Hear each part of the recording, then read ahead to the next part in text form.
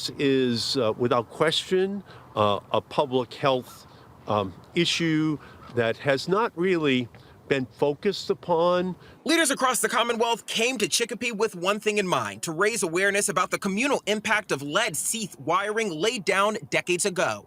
Now, lead encasings like the one up above aren't being used anymore, but here's the thing, for the ones that are existing, if those lead chippings come down, they could contaminate the soil and even your water supply right in your own neighborhood. Markey's concerns led to test of the soil. There are some hot spots. This guideline, the US EPA guideline, is now 200 milligrams per kilogram, or what's called parts per million.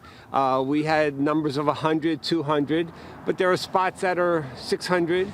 Those tests led to testimonies from workers that came in contact with this wiring, like State Senator Paul Mark, who worked for Verizon prior to becoming a leader in the Berkshire, Hampden, and Hampshire district. If you're a telephone worker and you're up there doing line work, if you have to work on that, you're touching lead, you're exposed to lead, you're disturbing lead and getting lead onto the ground. Safety issues for workers and employees also a key factor. Western Mass News heard from US Telecom, an organization that represents companies like the one State Senator Paul Mark spent years with. They say in part, quote, "The U.S. telecom industry prioritizes the health and safety of its communities and workers. We will continue to follow the science, which has not identified that lead sheathed telecom cables are a leading cause of lead exposure or the cause of a public health issue. Our industry prioritizes worker safety, including providing training, personal protective equipment, or other equipment, and a means to report safety-related incidents." Senator Mark says more needs to be done. He calls the ongoing efforts of the industry slow.